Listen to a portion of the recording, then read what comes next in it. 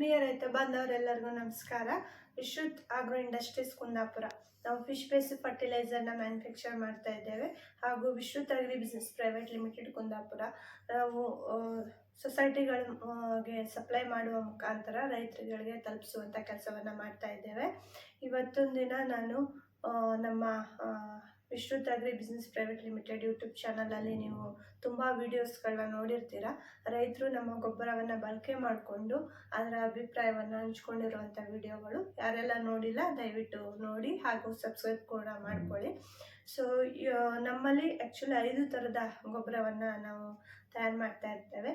ಒಂದು Vishuddha Bhusiri PROM, Vishuddha Bhusiri potash, Vishuddha Bhusiri fish meal and bone meal, Vishuddha Bhusiri organic manure and Vishuddha Bhusiri marine liquid plus ಅನ್ನು 5 ಥರದ ಗೊಬ್ಬರಗಳು ನಮ್ಮಲ್ಲಿ ದೊರೆಯುವಂಥವು. ಸೊ ಈಗಾಗಲೇ ನಾವು ಸುಮಾರು ಭಾಗಗಳಲ್ಲಿ ನಮ್ಮ ಗೊಬ್ಬರವನ್ನು ಬಳಕೆ ಮಾಡಿಕೊಂಡಿರುವಂಥ ರೈತರು ಮತ್ತು ಒಳ್ಳೆ ಇಳುವರಿಯನ್ನು ತಗೊಂಡಿರುವಂಥ ರೈತರು ಎಲ್ಲ ಬೆಳೆಗಳಿಗೂ ಬಳಸಬಹುದಾದಂತಹ ಗೊಬ್ಬರ ಆಗಿದ್ದು, ಸೊ ಹಾಗಾಗಿ ಎಲ್ಲ ರೀತಿಯ ಬೆಳೆಗಳಲ್ಲೂ ಕೂಡ ನಮ್ಮ ರೈತರ ಅಭಿಪ್ರಾಯವನ್ನು ಹಂಚ್ಕೊಂಡಿರ್ತಾರೆ. ಸೊ ನಮ್ಮ ಗೊಬ್ಬರದ ರಿಸಲ್ಟ್ ಆ್ಯಕ್ಚುಲಿ ಉತ್ತಮವಾಗಿದೆ ಅಂತ ಹೇಳಿ ಅವರು ರಿವ್ಯೂವನ್ನು ಕೊಟ್ಟಿರ್ತಾರೆ. ಸೊ ಇವತ್ತಿನ ದಿನ ನಾನು ಈ ವಿಡಿಯೋ ಮಾಡ್ತಾ ಇರುವಂಥ ಉದ್ದೇಶ ಕಬ್ಬಿನ ಬೆಳೆಗೆ ನಮ್ಮ ಗೊಬ್ಬರವನ್ನು ಬಳಕೆ ಮಾಡುವಂಥದ್ದು ಹೇಗೆ ಅನ್ನುವಂಥದ್ದು ವಿಚಾರವನ್ನು ತಿಳಿಸ್ಕೊಳ್ಳಲಿಕ್ಕೆ. ಸೊ ಕಬ್ಬಿನೆಲ್ಲ ಬೆಳೆಯಲ್ಲಿ ಹೇಳ್ಬೇಕಂತ ಹೇಳಿದ್ರೆ 3 ಹಂತವಾಗಿ ನಾವು ಅದನ್ನು ನೋಡ್ಬೋದು. ಮೊದಲ 4 ತಿಂಗಳು ಬಾಲ್ಯಾವಸ್ಥೆ, ನಂತರದ 4 ತಿಂಗಳು ಪ್ರೌಢಾವಸ್ಥೆ, ನಂತರದ 4 ತಿಂಗಳು ಮುಪ್ಪಿನ ಅವಸ್ಥೆ ಇರುತ್ತೆ. ಸೊ ಯಾವುದೇ ಬೆಳೆ ಆದ್ರೂ ಕೂಡ 17 ರೀತಿಯ ಪೋಷಕಾಂಶಗಳು ಒಂದು ಬೆಳೆಗೆ ಬೇಕಾಗುವಂಥವು. ಅದನ್ನು ನಾವು 3 ವಿಭಾಗವಾಗಿ ವಿಂಗಡಣೆ ಮಾಡ್ತೀವಿ. ಪ್ರಥಮ ಪೋಷಕಾಂಶ, ದ್ವಿತೀಯ ಪೋಷಕಾಂಶಗಳು ಮತ್ತು ಸೂಕ್ಷ್ಮ ಪೋಷಕಾಂಶ ಮತ್ತು ಲಘು ಪೋಷಕಾಂಶಗಳಾಗಿ. ಸೊ ಅದರಲ್ಲಿ ನಮ್ಮ ಉತ್ತರ ಕರ್ನಾಟಕದ ಭಾಗ ಏನು ನಾವು ಪ್ರೆಸೆಂಟು ಗೋಕಾಕಲ್ಲಿ ಅಬ್ಸರ್ವ್ ಮಾಡಿರ್ಬೋದು, ಎಲ್ಲ ರೈತರ ತೋಟಗಳನ್ನು ವಿಸಿಟ್ ಮಾಡಿದ್ದೀವಿ. ಮತ್ತು ಬೀದರ್ ಭಾಗದಲ್ಲಿ ಆಗಿರ್ಬೋದು, ಬಿಜಾಪುರ ಭಾಗದಲ್ಲಿ ನಾವು ಎಲ್ಲಿ ನಮ್ಮ ಗೊಬ್ಬರವನ್ನು ಕೊಟ್ಟಿರ್ತಕ್ಕಂಥ ಏರಿಯಾಗಳಲ್ಲಿ ರೈತರ ತೋಟಗಳನ್ನು ವಿಸಿಟ್ ಮಾಡಿರ್ತೀವಿ. ಸೊ ಅಲ್ಲಿ ನಾವು ನೋಡಿದಂಥ ಕೆಲವೊಂದು ತಪ್ಪುಗಳಾಗಿರ್ಬೋದು, ಕೆಲವೊಂದು ವಿಚಾರಗಳನ್ನು ನಾನು ಇವತ್ತು ಹಂಚ್ಕೋತೀನಿ ಜೊತೆಗೆ. ಸೊ ಕಬ್ಬಿನ ಬೆಳೆಯಲ್ಲಿ ನೀವು ಈಗ ಏನು ಗೊಬ್ಬರವನ್ನು ಬಳಕೆ ಮಾಡ್ಕೋತಾ ಇದ್ದೀರಾ, ಸೊ ಯೂರಿಯಾ, DAP, ಪೊಟ್ಯಾಶು ಮತ್ತು ಕಾಂಪ್ಲೆಕ್ಸ್ ಗೊಬ್ಬರಗಳಾಗಿರ್ಬೋದು, ಸೊ ಇದನ್ನು ಬಳಕೆ ಮಾಡ್ಕೋತಾ ಇದ್ದೀರಿ. ಸೊ ಇವೆಲ್ಲವೂ ಕೂಡ ನೀವು ಬಳಕೆ ಮಾಡೋದ್ರಿಂದ 3 ರಿಂದ 4 ರೀತಿಯ ಪೋಷಕಾಂಶಗಳಷ್ಟೇ ಗಿಡಗಳಿಗೆ ಲಭ್ಯವಾಗ್ತಾ ಇದ್ದಾವೆ. ಸೊ ಸುಮಾರು ಗೊತ್ತಿರುವಂಥ ರೈತರು ಸೂಕ್ಷ್ಮ ಪೋಷಕ ಅಂದರೆ ಮೈಕ್ರೋನ್ಯೂಟ್ರೆಂಟ್ ಮತ್ತು ದ್ವಿತೀಯ ಪೋಷಕಾಂಶಗಳ ಬಗ್ಗೆ ಗಮನ ಕೊಡುವಂಥ ರೈತರು ಇದ್ದಾರೆ. ಆದರೆ maximum most of the farmers ಅದರ ಬಗ್ಗೆ ಅರಿವಿಲ್ಲದೆ ಗೊಬ್ಬರವನ್ನು ಬಳಕೆ ಮಾಡ್ತಾ ಇದ್ದಾರೆ.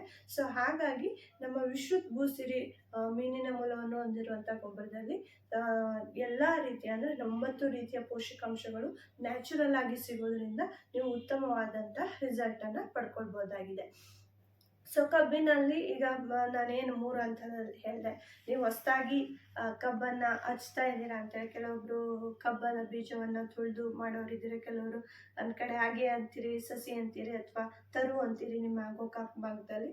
ಸೊ ಅದನ್ನು ಹಚ್ಚುವಂಥವರು ಮೊದಲನೇದಾಗಿ ನೀವು ಕಬ್ಬು ತುಳಿಯುವಾಗ ಅಥವಾ ಹಚ್ಚುವಾಗ 1 ಚೀಲ ನಮ್ಮ ಭೂಸಿರಿ ಆರ್ಗ್ಯಾನಿಕ್ ಭೂಸಿರಿ ಪ್ರೋಮನ್ನು ವಿಶುದ್ಧ ಭೂಸಿರಿ ಪ್ರೋಮು ಜೊತೆಗೆ 1 ಚೀಲ ವಿಶುದ್ಧ ಫಿಶ್ ಮಿಲ್ ಬೋನ್ ಮಿಲನ್ನು ನೀವು 2 ಚೀಲವನ್ನು ಮಿಕ್ಸ್ ಮಾಡಿ ಹಾಕಿ ಕಬ್ಬಿನ ಬೀಜವನ್ನು ತುಳಿಬೋದು ಅಥವಾ ಹಾಗೆ ಹಚ್ಚೋರು ಹಚ್ಬೋದು, ಸಸಿಯನ್ನು ನಾಟಿ ಮಾಡೋರು ಮಾಡ್ಕೊಳ್ಬೋದಾಗಿದೆ. ಸೊ ಇದರಿಂದ ಇದಾದ ನಂತರ 15, 20, 25 ದಿವಸ ಅಥವಾ 30 ದಿವಸ ಒಳಗಡೆ ಏನದು ಮೊಳಕೆ ಹೊಡೆಯುತ್ತೆ. ಆವಾಗ 1 ಚೀಲ ನಮ್ಮದು ಭೂಸಿರಿ ಆರ್ಗ್ಯಾನಿಕ್ ಮೆನ್ಯೂರ್ ಮತ್ತು 2 ಚೀಲ ವಿಶುದ್ಧ ಭೂಸಿರಿ ಫಿಶ್ ಮಿಲ್ ಆ್ಯಂಡ್ ಬೋನ್ ಮಿಲನ್ನು ಕೊಡ್ತಕ್ಕಂಥದ್ದು 3 ಮಿಕ್ಸ್ ಮಾಡಿ ಅದ್ರ ಜೊತೆಗೆ ಒಂದು ಯಾವ್ದಾದ್ರು ರಾಸಾಯನಿಕ ಗೊಬ್ಬರಗಳಾದಂಥ ಯೂರಿಯಾ ಆಯಿತು ಅಥವಾ ಪೊಟ್ಯಾಶು ಅಥವಾ NPK 26 ಯಾವುದಾದ್ರೂ ಒಂದು ಮಿಕ್ಸ್ ಮಾಡಿ ಕೊಡ್ತಕ್ಕಂಥದ್ದು. ಸೊ ಅದಾದಮೇಲೆ ಮರೀನ್ ಲಿಕ್ವಿಡ್ ಅಂತ ಏನು ಹೇಳಿದೆ ಅದನ್ನು ಪಂಪಿಗೆ 100 ಮೇಲೆ ಹಾಕಿ ಸ್ಪ್ರೇ ಮಾಡ್ಬೋದು, ಡ್ರಿಪ್ಪಲ್ಲೂ ಕೊಡ್ಬೋದು, ಡ್ರಂಚು ಮಾಡ್ಬೋದು, 3 ವಿಧಾನದಲ್ಲೂ ಬಳಕೆ ಮಾಡ್ಕೋಬೋದು. ಅದನ್ನು ನೀವು ಮಾಡ್ಕೊಳ್ಳಿ.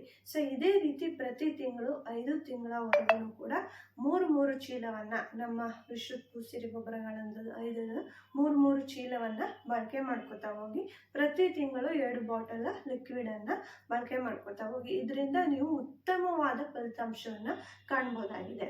ಸೊ ಇದನ್ನ ಎಲ್ಲ ಮಣ್ಣಿಗೂ ಕೂಡ ಸೂಕ್ತವಾದಂಥ ಗೊಬ್ಬರ. ಮತ್ತು ಎಲ್ಲ ಭೂಮಿಯಲ್ಲೂ ಅಂದರೆ ಜಮೀನಲ್ಲಿ ಬೆಳೆನೇ ಬರಲ್ಲ ಅಥವಾ ಸಮಬೆಳೆ ಬರಲ್ಲ ಅನ್ನುವಂಥ ಭೂಮಿಯಲ್ಲೂ ಕೂಡ ಉತ್ತಮವಾಗಿ ಬೆಳೆಯನ್ನು ತಂದುಕೊಡುವಂಥ ನಮ್ಮ ವಿಶ್ರುತ್ ಬುಡ್ಸಿರಿ ಮೀನಿನ ಮೂಲವನ್ನು ಹೊಂದಿರೋ ಸಾವಯವ ಗೊಬ್ಬರವಾಗಿದೆ. ಸೊ ಇದು ಮತ್ತೆ ನಾನು ಗೊಬ್ಬರದ್ದು ಇದಾದ ನಂತರ ಬಳಕೆ ಪ್ರಮಾಣ ಆದ ನಂತರ ಸೊ ಎಲ್ಲ ರೈತರು ನಮ್ಮ ಚಾರ್ಟ್ ಪ್ರಕಾರ ಗೊಬ್ಬರವನ್ನು ಬಳಕೆ ಮಾಡ್ಕೊಳ್ಳಿ. ಸುಮಾರು ಈಗಾಗಲೇ ನಮ್ಮ ಗೊಬ್ಬರವನ್ನು 2 ವರ್ಷದಿಂದ ನಮ್ಮ ಗೋಕಾಕ್ ಭಾಗದಲ್ಲಾಗಿರ್ಬೋದು ಮತ್ತು ನಮ್ಮ ಬೀದರ್ ಭಾಗದಲ್ಲಿ ಬಳಕೆ ಮಾಡ್ಕೊಂಡಿರುವಂಥ ರೈತರಿದ್ದಾರೆ. ಉತ್ತಮ ಇಳುವರಿಯನ್ನು ತಗೊಂಡಿದ್ದಾರೆ. ಏನು ಅವರ ಜಮೀನಲ್ಲಿ 25, 30, 35, 40, 45 ತಗೋತಾ ಇದ್ರು, ನಮ್ಮ ಗೊಬ್ಬರವನ್ನು ಬಳಕೆ ಮಾಡಿದ ನಂತರ 50, 65, 70, 75, 80, 90 ಟನ್ವರೆಗೂ ಕೂಡ ತಗೊಂಡಿರುವಂಥ ರೈತರು ಇರುವಂಥದ್ದು. ಸೊ ಹಾಗಾಗಿ ಯಾರೇ ಆದರೂ ಕೂಡ ನಮ್ಮ ಚಾರ್ಟ್ ಪ್ರಕಾರ ನೀವು ಬಳಕೆಯನ್ನು ಮಾಡ್ಕೊಳ್ಳಿ. ಮತ್ತು ಇದನ್ನು ಕೊಡುವಂಥ ವಿಧಾನ, ಭೂಮಿಯಲ್ಲಿ ನೀವು ಯಾರು ಕಟ್ಟ ನೀರು ಇರ್ತದೆ, ಡ್ರಿಪ್ ಇದ್ದವರು ನಡೀತದೆ. ಸೊ ಯಾರು ಕಟ್ಟ ನೀರು ಇರ್ತದೆ, ನೀರನ್ನು ಹಾಯಿಸುವಾಗ ಸ್ವಲ್ಪ ಜಾಗರೂಕತೆಯನ್ನು ವಹಿಸಿ, ಇವಾಗ ಹಸಿ ಇದ್ದಾಗ ನಮ್ಮ ಗೊಬ್ಬರವನ್ನು ಕೊಟ್ಟು ಅದಾದ ನಂತರ ನೆಕ್ಸ್ಟ್ ನೀರನ್ನು ನೀವು ಹಾಯಿಸುವಾಗ ನಿಧಾನವಾಗಿ ನೀರನ್ನು ಹಾಯಿಸಿ. ಸೊ ಅಂದರೆ ನಿಧಾನವಾಗಿ ಬಿಡಿ. ಯಾಕೆ ಅಂತ ಹೇಳಿದ್ರೆ, ನೀವು ಜೋರಾಗಿ ನೀರನ್ನು ಬಿಟ್ರಿ ಅಂತ ಹೇಳಿದ್ರೆ ಅದೇನಾಗುತ್ತೆ, ಒಂದು ಮೂಲೆಗೆ ಹೋಗಿ ನಿಲ್ಲುತ್ತೆ, ಅಲ್ಲಿ ಮಾತ್ರ ನಿಮಗೆ ರಿಸಲ್ಟ್ ಬರುತ್ತೆ. ಬಟ್ ಇಲ್ಲಿ ಮೇಲ್ಭಾಗದಲ್ಲಿ ನಿಮಗೆ ರಿಸಲ್ಟ್ ಕಾಣಲ್ಲ. ಅವಾಗ ನಿಮ್ಮ ಗೊಬ್ಬರನೇ ಸರಿ ಇಲ್ಲ, ರಿಸಲ್ಟ್ ಬಂದಿಲ್ಲ ಅನ್ಕೋತೀರಾ. ಸೊ ಹಾಗಾಗಿ ನೆಕ್ಸ್ಟ್ ನೀರು ಹಾಯಿಸುವಾಗ ಪೂರ್ತಿ ತೊಳೆದು ಹೋಗಂಗೆ ಬಿಡಬೇಡಿ, ನಿಧಾನವಾಗಿ ಬಿಟ್ಕೊಳ್ಳಿ. ಹಸಿ ಇದ್ದಾಗ ನಮ್ಮ ಗೊಬ್ಬರವನ್ನು ಕೊಟ್ಕೊಳ್ಳಿ. ಮರಿನ್ ಲಿಕ್ವಿಡನ್ನು ಕೊಡುವಾಗ ಬೆಳಗ್ಗೆ ಮತ್ತು ಸಂಜೆ ನೀವು ಅದನ್ನು ಮಾಡ್ಕೊಳ್ಳಿ. ಅಂದರೆ ತಂಪು ಹೊತ್ತಲ್ಲಿ, ಬಿಸಿಲು ಹೊತ್ತಲ್ಲಿ ಬೇಡ, ತಂಪು ಹೊತ್ತಲ್ಲಿ ನೀವು ಅದನ್ನು ಬಳಕೆಯನ್ನು ಮಾಡ್ಕೊಳ್ಬೋದು. ಮತ್ತು ಇದು ಬೇಸಿಗೆಗಾಲದಲ್ಲೂ ಬಳಕೆ ಮಾಡ್ಕೋಬಹುದಾದಂಥ ಏಕೈಕ ನಮ್ಮ ಮೀನಿನ ಮೂಲವನ್ನು ಹೊಂದಿರುವ ಸಾವಯವ ಗೊಬ್ಬರ ಇದಾಗಿದೆ.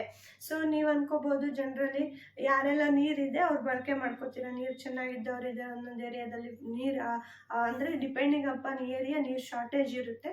ಆ ಟೈಮಲ್ಲಿ ನೀವು ಮ್ಯಾಕ್ಸಿಮಮ್ ಕೆಲವೊಬ್ರು 2 ಸಲ ಗೊಬ್ಬರವನ್ನು ಬಳಕೆ ಮಾಡಿ, ಕೆಲವೊಬ್ರು 3 ಟೈಮ್ ಕೊಡ್ತೀರಾ. ಆ ಟೈಮಲ್ಲಿ 1-2 ಬ್ಯಾಗನ್ನು ಎಕ್ಸ್ಟ್ರಾ ಬಳಕೆ ಮಾಡ್ಕೊಳ್ಳಿ. ಜೊತೆಗೆ ಯಾರಿಗೆಲ್ಲ ನೀರು ಶಾರ್ಟೇಜ್ ಇದೆ ಅವರು ಅಟ್ಲೀಸ್ಟ್ ಅಂದರೆ 15 ದಿವಸಕ್ಕೊಮ್ಮೆ ಕೊಡ್ಬೋದು, ನೀವು 1 ವಾರಕ್ಕೊಮ್ಮೆ ಕೊಡ್ಬೋದು, ಅಥವಾ ತಿಂಗಳಿಗೊಮ್ಮೆ ನೀರು ಕೊಟ್ಟರು ಕೂಡ ನೀವು ನಮ್ಮ ಗೊಬ್ಬರಕ್ಕೆ ಅಷ್ಟೇ ಸಾಕಾಗುತ್ತೆ. ಜಾಸ್ತಿ ನೀರಿನ ಅವಶ್ಯಕತೆ ಇದಕ್ಕಿರಲ್ಲ.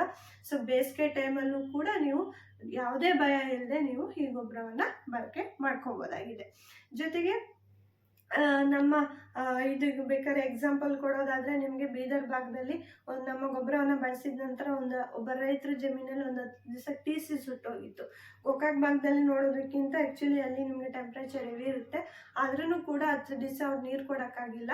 ಅಲ್ಲಿ ತುಂಬ ಚೆನ್ನಾಗಿ ಹಸಿರಾಗೇ ಇತ್ತು.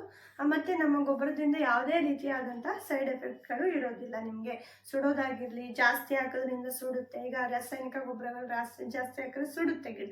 ಬಟ್ ನಮ್ಮದು ಜಾಸ್ತಿ ಹಾಕೋದ್ರಿಂದ ಯಾವುದೇ ಕಾರಣಕ್ಕೂ ಸುಡೋದಿಲ್ಲ, ಒಣಗೋದಾಗಲಿ ಆ ಥರ ಏನೂ ಮಾಡೋದಿಲ್ಲ. ಸೊ ಹಾಗಾಗಿ ನೀವು ಇದೇ ಪ್ರಮಾಣದಲ್ಲಿ ಬಳಕೆ ಮಾಡ್ಕೊಳ್ಳಿ. ಇನ್ನೊಂದು ವಿಚಾರ ಏನಂತ ಹೇಳಿದ್ರೆ, ಮೀನಿನ ಗೊಬ್ಬರ ಅಂದ ತಕ್ಷಣ ರೈತರ ತಲೆಯಲ್ಲಿ ಹೀಟು ಅಂತ ಬರುತ್ತೆ. ಇದು ಹೀಟ್ ಅಲ್ಲ, ಯಾಕಂದರೆ ಇದನ್ನು ನಾವು ಪ್ರೋಸೆಸ್ ಮಾಡಿದ್ದೀವಿ. ಸೊ ನಾವು ಎಷ್ಟು ಹೇಳಿದ್ರು ಕೆಲವೊಬ್ರು ರೈತರ ತಲೆಯಲ್ಲಿ ಇದು ಹೀಟು, ಅವ್ರು ಸುಮ್ಮನೆ ಹೇಳ್ತಾರೆ ಅಂತ ಅನ್ಕೋತೀರಾ. ಬಿಕಾಸ್ ಬಂದು ಒಂದ್ಸಲ ನಮ್ಮ ಸೊಸೈಟಿಗಳಲ್ಲಿ ನೀವು ಗೊಬ್ಬರವನ್ನು ನೋಡಿ, ಯಾಕಂದರೆ ನಾವು ಅದನ್ನು ಪ್ರೋಸೆಸ್ ಮಾಡಿ ಗ್ರ್ಯಾನ್ಯುಲ್ ಫಾರ್ಮಿಗೆ ತಂದಿದ್ದೀವಿ. ನೀವು ಒಂದು 20 ವರ್ಷ 40 ವರ್ಷದಿಂದ ಏನು ಟ್ರಕ್ ಕಡಲೆ ಬಂದು ತರಿಸ್ತಾ ಇತ್ತು, ಅದು ಮುಳ್ಳು ಇರ್ತಾ ಇತ್ತಿತ್ತು, ಅದು ಕೈಗೆ ಚುಚ್ತಾ ಇತ್ತು, ಅದು ನಿಮ್ಗೆ ನೇರವಾಗಿ ಕೊಡ್ತಾ ಇದ್ರಿ, ಅದೆಲ್ಲ ಹೀಟ್ ಆಗ್ತಿತ್ತು. ಬಟ್ ಇದೇನಿದೆ, ನಾವು ಪ್ರೋಸೆಸ್ ಮಾಡಿ ಕಾಳಿನ ರೂಪಕ್ಕೆ ತಂದಿದ್ದೀವಿ. 3 ಚೀಲ ನಮ್ದು ಏನಿದೆ ಕಾಳು ರೂಪದಲ್ಲಿ ಬರುತ್ತೆ, 1 ಪುಡಿ ಥರ ಬರುತ್ತೆ, ಪೌಡ್ರ್ ಫಾರ್ಮಲ್ಲಿ ಇರುತ್ತೆ. ಸೊ ಹಾಗಾಗಿ ನೋಡಿ, ಯಾವುದೇ ಕಾರಣಕ್ಕೂ ನಿಮಗೆ ಇದು ಬೆಳೆಗೆ ಹೀಟ್ ಅಲ್ಲ. ಸೊ ಆರಾಮಾಗಿ ನೀವು ಈ ಮೀನಿನ ಮೂಲವನ್ನು ಒಂದು ಸಾವಯವ ಗೊಬ್ಬರವನ್ನು ಬಳಕೆ ಮಾಡ್ಕೊಳ್ಬೋದು.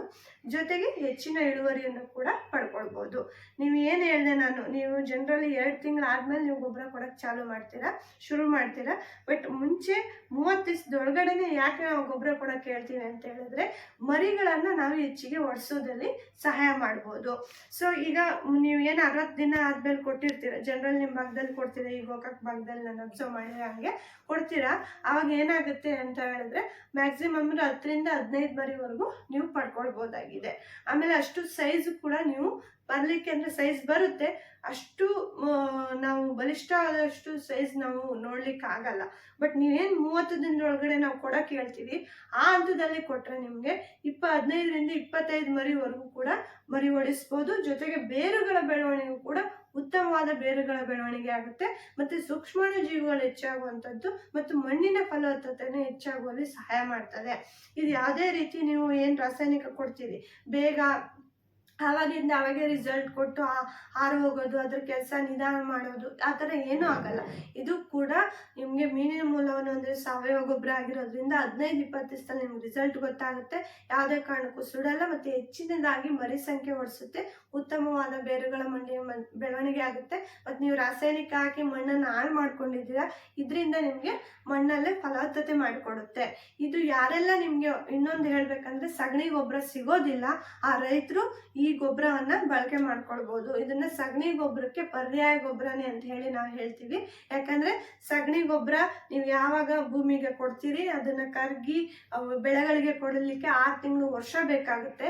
ಅದೇ ನಮ್ಮ ಭೂಸಿರಿ ಆರ್ಗ್ಯಾನಿಕ್ ಮೆನ್ಯೂರ್ ಆಗಿರ್ಬೋದು, ಫಿಶ್ ಮಿಲ್, ಬೋನ್ ಮಿಲ್, ನಮ್ದೇನು ಭೂಸಿರಿ ವಿಶ್ರುತ್ ಭೂಸಿರಿ ಗೊಬ್ಬರಗಳಿದಾವೆ ಅದನ್ನ ಬಳಕೆ ಮಾಡೋದ್ರಿಂದ ನಿಮ್ಗೆ 15ರಿಂದ 20 ದಿವಸದಲ್ಲಿ ಅದು ರಿಸಲ್ಟ್ ಅನ್ನ ಕೊಡ್ಲಿಕ್ಕೆ ಶುರು ಮಾಡುತ್ತೆ. ಜೊತೆಗೆ ಹೆಚ್ಚಿನದಾಗಿ ನಿಮ್ಗೆ ಅಲ್ಲಿ ಏನು ನೀವು ರಾಸಾಯನಿಕ ಗೊಬ್ಬರ ಅಥವಾ ಬೇರೆ ಬೇರೆ ಗೊಬ್ಬರಗಳನ್ನ ಯೂಸ್ ಮಾಡಿ ಅಂದ್ರೆ ಹೆಚ್ಚಿಗೆ ಪ್ರಮಾಣದಲ್ಲಿ ಯೂಸ್ ಮಾಡಿರುವಂತದ್ದನ್ನ ನಾವು ಏನ್ ಹೇಳ್ತೀವಿ ಅನ್ಯೂಸ್ಡ್ ಫಾರ್ಮ್ ಅಲ್ಲಿ ಅದು ಇರ್ತದೆ, ಅದನ್ನು ಕೂಡ ಇದು ಸಾಲ್ಯುಬಲ್ ಆಗಿ ಮಾಡಿ ನಿಮ್ಮ ಬೆಳೆಗಳಿಗೆ ಕೊಡುವಂತ ಕೆಲಸವನ್ನ ಮಾಡೋದ್ರಿಂದ ಮತ್ತು ಮಣ್ಣನ್ನು ಹದ ಮಾಡೋ ಕೆಲಸ ಮಾಡೋದ್ರಿಂದ ನಿಮ್ಗೆ ಇನ್ನೂ ಹೆಚ್ಚಿದಾಗಿ ಉತ್ತಮ ರಿಸಲ್ಟ್ ಅನ್ನ ನೀವು ಪಡ್ಕೊಳ್ಬಹುದಾಗಿದೆ. ಸೊ ಜೊತೆಗೆ ಇದು ಏನು ಕಬ್ಬಿನ ಬಗ್ಗೆ ನಾನು ಹೇಳ್ತಾ ಇದ್ದೀನಿ ಅಂತ ಹೇಳ್ಬಿಟ್ಟು ಇದು ಕಬ್ಬು ಒಂದಕ್ಕೆ ಅನ್ಕೋಬೇಡಿ, ಎಲ್ಲ ರೀತಿಯ ಬೆಳೆಗಳಿಗೂ ನೀವು ಬಳಕೆ ಮಾಡ್ಕೊಳ್ಬೋದು. ಇವಾಗ ಎಲ್ಲರೂ ನಿಮ್ಮ ಈ ಗೋಕಾಕ್ ತಾಲೂಕಿನಲ್ಲಾಗಿರ್ಬೋದು ಅಥವಾ ನಮ್ಮ ಶಿವಮೊಗ್ಗ ಭಾಗ ಅರ್ಶಿನ ಅಥವಾ ಶುಂಠಿ ಏನು ಬಿತ್ತನೆ ಮಾಡುವಂಥ ಟೈಮ್ ಇದೆ, ಈಗ ಭೂಮಿಗೆ ನೀವು ರೆಡಿ ಮಾಡ್ಕೋತಾ ಇರ್ಬೇಕಾದ್ರೆ ಲೋಡ್ಗಟ್ಟಲೆ ನೀವು ಸಗಣಿ ಗೊಬ್ಬರವನ್ನು ಹಾಕ್ತೀರಾ, ಅದರ ಬದಲಾಗಿ ಅದೇ ಅಮೌಂಟಿಗೆ ನಾವು ಫಿಶ್ ಮಿಲ್, ಬೋನ್ ಮಿಲ್ಲನ್ನು ನಮ್ಮ ವಿಶ್ರುತ್ ಭೂಸಿರಿ ಫಿಶ್ ಮಿಲ್, ಬೋನ್ ಮಿಲ್ಲನ್ನು ಬಳಕೆ ಮಾಡ್ಕೊಳ್ಬೋದು.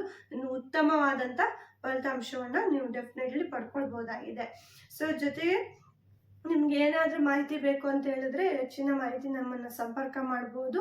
ಇವಾಗ ಪ್ರೆಸೆಂಟು ನಮ್ಮಲ್ಲಿ ಗೋಕಾಕ್ ತಾಲೂಕಿನಲ್ಲಿ ಗೋಕಾಕ್ ಸೊಸೈಟಿಯಲ್ಲಿ ಸಿಗುತ್ತೆ, ಮತ್ತು ನಮ್ಮ ಬೆಟಗೇರಿ ಸೊಸೈಟಿಯಲ್ಲಿ ಸಿಗುತ್ತೆ, ಮಮತಾಪುರ ಸೊಸೈಟಿಯಲ್ಲಿ ಸಿಗುತ್ತೆ, ಜೊತೆಗೆ ಅಕ್ಕಿಸಾಗರ್ ಸೊಸೈಟಿನಲ್ಲಿ ಸಿಗುತ್ತೆ, ಮತ್ತು ಸಾವಳಗಿಯಲ್ಲಿ ಬಸವೇಶ್ವರ ಸಾವಯವ ಗೊಬ್ಬರ ಅಂಗಡಿಯಲ್ಲಿ ಸಿಗುತ್ತೆ, ಮತ್ತು ಬೈಲಹೊಂಗಲ ತಾಲೂಕಲ್ಲಿ ಆಸುಂಡಿ ಸೊಸೈಟಿಯಲ್ಲಿ ನಿಮಗೆ ಸಿಗುತ್ತೆ, ಮತ್ತು ಬೀದರ್ ಭಾಗದಲ್ಲಿ ನೋಡ್ಬೇಕಂದ್ರೆ ಹುಮ್ನಾಬಾದ್ ತಾಲೂಕಲ್ಲಿ ಸಿಗುತ್ತೆ, ಮತ್ತು ಬಸವ ಕಲ್ಯಾಣ ತಾಲೂಕಲ್ಲಿ, ಮತ್ತು ಹುಲ್ಸೂರು ತಾಲೂಕಲ್ಲಿ, ಮತ್ತು ನಮ್ಮ ಭಾಲ್ಕಿ ತಾಲೂಕಲ್ಲಿ ಸೊಸೈಟಿಗಳಲ್ಲಿ ಅವೈಲೇಬಲ್ ಇದೆ. ಅಂದರೆ ಕಣಜಿ ಸೊಸೈಟಿಯಲ್ಲಿ ಅವೈಲೇಬಲ್ ಇದೆ, ಕೋನಮೇಲ್ಕುಂದದಲ್ಲಿ ಅವೈಲೇಬಲ್ ಇದೆ, ಮತ್ತು ನಮ್ಮ ಮುಚ್ಚಲಾಮ ಸೊಸೈಟಿಯಲ್ಲಿ ನಿಮಗೆ ಗೊಬ್ಬರ ಲಭ್ಯ ಇದೆ. ಸೊ ಹಾಗಾಗಿ ಎಲ್ಲ ರೈತರುಗಳು ಇವತ್ತೇನೆ 1 ಎಕರೆಗೆ 2 ಎಕರೆಗೆ 3 ಎಕರೆಗೆ ಬಳಕೆ ಮಾಡ್ಕೊಳ್ಳಿ. ಆಲ್ರೆಡಿ ಬಳಕೆ ಮಾಡ್ಕೊಂಡಿರೋ ರೈತರು ಈ ಚಾರ್ಟ್ ಪ್ರಕಾರ ಪ್ರತಿ ತಿಂಗಳು 3 ಬ್ಯಾಗು ಮತ್ತು ಹೆಡ್ ಲಿಕ್ವಿಡ್ ಅನ್ನ ಕೊಡ್ತಾ ಹೋಗಿ ನಿಮ್ಗೆ ಅನ್ಸ್ಬೋದು ಇದು ಜಾಸ್ತಿ ದುಡ್ಡು ಆಗುತ್ತೆ ಅದು ಇದು. ಸೊ ಅದ್ರ ಬಗ್ಗೆ ಏನೂ ತಲೆ ಕೆಡಿಸ್ಕೋಬೇಡಿ, ಯಾಕಂದ್ರೆ ನಾವು ಕೊಡುವಂತ ಚಾರ್ಟ್ ಪ್ರಕಾರ ನೀವು ಹಾಕಿದ್ರೆ ನೀವು ಏನೀಗ ಏರಿಯಾ ವೈಸ್ ಬೇರೆ ಬೇರೆ ಆಗುತ್ತೆ. 25 ಟನ್ನು 30 ಟನ್ನು 40-50 ತೆಗಿತೀರಿ, ಅದು ಡೆಫಿನೆಟ್ಲಿ ನಿಮಗೆ 50, 60ರಿಂದ 90, 75, 90ರವರೆಗೂ ಅದು ತಗೊಂಡೋಗಿ ನಿಮಗೆ ರಿಸಲ್ಟ್ ಅನ್ನ ಕೊಡುತ್ತೆ. ಒಂದು 10-20 ಟನ್ನು ನೀವೇನು ತಗೊಳ್ತಿದ್ದೀರಿ ಪ್ರೆಸೆಂಟ್ ಅದ್ರಲ್ಲಿ ಒಂದು 10-20 ಟನ್ ನಿಮ್ಗೆ ಜಾಸ್ತಿ ಆದ್ರೂ ಕೂಡ ಆ ದುಡ್ಡು ಅಲ್ಲೇ ನಿಮ್ಗೆ ವಾಪಸ್ ಬಂದಾಗೇನೆ. ಡೆಫಿನೆಟ್ಲಿ ಏನಂದ್ರೆ ಪ್ರೈಸ್ ಜಾಸ್ತಿ ಇದೆ ಅಂದರೆ ನಿಮ್ಮ ಕ್ವಾಲಿಟಿ ಗೊಬ್ಬರವನ್ನು ನಾವು ನಿಮಗೆ ತರಿಸುವಂಥ ಕೆಲಸ ಮಾಡ್ತಿದ್ದೀವಿ ಅಂತ ಹೇಳಿ ತಿಳ್ಕೊಂಡು ಡೆಫಿನೆಟ್ಲಿ ಎಲ್ಲ ರೈತರು ಇದನ್ನು ಇವತ್ತೇನೆ ನಿಮ್ಮ ಹತ್ತಿರ ಸೊಸೈಟಿಯಲ್ಲಿ ಹೋಗಿ ವಿಚಾರಿಸಿ ಬಳಕೆ ಮಾಡ್ಕೊಳ್ಳಿ. ಮತ್ತು ಬೇಸಿಗೆ ಟೈಮಲ್ಲೂ ಪದೇ ಯಾಕೆ ಹೇಳ್ತಾ ಇದ್ದೀನಿ ಅಂದರೆ ಬೇಸಿಗೆ ಟೈಮಲ್ಲಿ ನಾವು ಗೊಬ್ಬರ ಹಾಕಲ್ಲ ಅಂತ ಹೇಳ್ತೀರಿ. ಸೊ ಯಾರೆಲ್ಲ ನೀರು ಚೆನ್ನಾಗಿರುತ್ತೆ ಅವರು ಡೆಫಿನೆಟ್ಲಿ ಈ ಗೊಬ್ಬರ ಒಂದು ಕಡಿಮೆ ಅಂದರೆ 15 ದಿವಸಕ್ಕೊಮ್ಮೆ ನೀವು ನೀರು ಕೊಟ್ಟರು ನಡೀತದೆ, ಅಷ್ಟೇ ಸಾಕಾಗುತ್ತೆ. ಸೊ ಹಾಗಾಗಿ ಎಲ್ಲ ರೈತರು ಅಥವಾ ತಿಂಗಳಿಗೊಮ್ಮೆ ನೀರು ಸಿಗುತ್ತೆ ಅನ್ನೋರು ಕೂಡ ಬಳಕೆ ಮಾಡ್ಕೋಬೋದು ಎಲ್ಲ. ಸೊ ಇಷ್ಟೊತ್ತು ನಿಮಗೆ ಹೊಸದಾಗಿ ಹಚ್ಚುವಂಥ ಕಬ್ಬು ಸಸಿ ನೆಡುವಾಗ ಏನು ಮಾಡ್ತೀರಿ ಅದ್ರ ಬಗ್ಗೆ ಹೇಳ್ಕೊಟ್ಟೆ, ಗೊಬ್ಬರ ವಿಧಾನವನ್ನು. ಇವಾಗ ಕೂಳೆ ಕಬ್ಬಿಗೂ ಕೂಡ ಬಳಸ್ಬೋದು ಇದನ್ನು, ನಮ್ಮ ವಿಶುದ್ಧ ಬುಸಿರಿ ಮೀನಿನ ಮೂಲವನ್ನು ಹೊಂದಿರುವಂಥ ಗೊಬ್ಬರವನ್ನು. ಸೊ ಫಸ್ಟು ನೀರೇನು ಹಾಯಿಸ್ತಾ ಇರ್ತೀರಾ ನೀವು, ರೌದಿ ಎಲ್ಲ ಕ್ಲೀನ್ ಮಾಡಿ ಮರಿನ್ ಲಿಕ್ವಿಡ್ ಪ್ಲಸ್ಸನ್ನು ನೀವು ಬಳಕೆ ಮಾಡ್ಕೊಳ್ಳಿ. ಸ್ಪ್ರೇ ಮಾಡ್ಬೋದು, ಪಂಪಿಗೆ 100 ml ಹಾಕಿ. ಮರಿನ್ ಲಿಕ್ವಿಡ್ ಪ್ಲಸ್ಸನ್ನು ಬಳಕೆ ಮಾಡುವಾಗ ಸ್ವಲ್ಪ ಜಾಗರೂಕತೆ ವಹಿಸಿ. ಸೊ ಯಾವುದೇ ರೀತಿಯಾದಂಥ ಕೆಮಿಕಲ್, ರಾಸಾಯನಿಕ ಏನು ಹೇಳ್ತೀರಾ ನೀವು, ಔಷಧಿಗಳು, ಗೊಬ್ಬರಗಳು ಬಳಕೆ ಮಾಡಿರಬೇಕಾದ್ರೆ ಇದ್ರ ಜೊತೆ ಮಿಶ್ರಣ ಮಾಡಿ ಇದನ್ನು ಬಳಕೆ ಮಾಡೋ ಹಾಗಿಲ್ಲ. ಇದೊಂದೇ ಸಪ್ರೇಟ್ ನೀವು ಮಾಡ್ಕೊಳ್ಬೇಕಾಗುತ್ತೆ. ಅಕಸ್ಮಾತ್ ಇವತ್ತು ಕಸದ ಔಷಧಿ ಹೊಡೆದ್ರೆ, ಕಳೆ ಔಷಧಿ ಹೊಡೆದಿದ್ದೀರಿ ಅಂತ ಹೇಳಿದ್ರೆ 1 ವಾರ 10 ದಿವಸ ಆದ ನಂತರ ಇದನ್ನು ಬಳಕೆ ಮಾಡ್ಕೊಳ್ಳಿ. ಸೊ ಇದನ್ನು ಹಾಕೋದ್ರಿಂದ ಏನಾಗುತ್ತೆ, ಕೋಲು ದಮ್ ಆಗುತ್ತೆ ನಿಮಗೆ ಅಂತ ಹೇಳಿದ್ರೆ, ಏನು ಕಬ್ಬು ಜಾಸ್ತಿ ಮರಿಗಳ ಸಂಖ್ಯೆ ಹೊಡಿತವೆ ಮತ್ತು ಸೈಜ್ ಕೂಡ ಬರ್ತದೆ. ಅದಾದ ನಂತರ ನೀರು ಆ ನೀರೇನು ಹಾಯಿಸಿರ್ತೀರ ಅದಕ್ಕೆ ನಮ್ಮದು 1 ಚೀಲ ವಿಶುದ್ಧ ಬುಸಿರಿ ಆರ್ಗ್ಯಾನಿಕ್ ಮೆನ್ಯೂರ್ ಮತ್ತು 2 ಚೀಲ ವಿಶುದ್ಧ ಬುಸಿರಿ ಫಿಶ್ ಮಿಲ್ ಆ್ಯಂಡ್ ಬೋನ್ ಮಿಲ್ಲನ್ನು ಮಿಶ್ರಣ ಮಾಡಿ, ಜೊತೆಗೆ ಒಂದು ಯಾವುದಾದ್ರೂ ರಾಸಾಯನಿಕ ಮಿಶ್ರಣ ಮಾಡ್ತೀರಾ ಅಂದರೆ ಮಿಶ್ರಣ ಮಾಡಿ ಅದನ್ನು ಗೊಬ್ಬರವನ್ನು ಕೊಟ್ಕೊಳ್ಳಿ. ಸೊ ಮತ್ತು ಮೆರಿನ್ ಲಿಕ್ವಿಡ್ ಪ್ಲಸ್ಸನ್ನು ಹೊಡೆಯುವಾಗ ಸ್ಪ್ರೇ ಟ್ಯಾಂಕು, ಏನೇನು ಎಣ್ಣೆ ಟ್ಯಾಂಕ್ ಅಂತ ಹೇಳ್ತೀರಾ ನಿಮ್ಮ ಲೋಕಲ್ ಭಾಷೆಯಲ್ಲಿ, ಅದನ್ನು ಕ್ಲೀನಾಗಿ ತೊಳೆದು ಸೊ ಸ್ಪ್ರೇಯನ್ನು ಮಾಡಿಕೊಳ್ಳ್ರಿ. ಅದಾದ ನಂತರ ಪ್ರತಿ ತಿಂಗಳು ಎಸ್ ಯೂಶುವಲ್ ಹೇಳಿದಾಗೇ 3 ಚೀಲನ ಬಳಕೆ ಮಾಡ್ಕೊತಾ ಹೋಗಿ.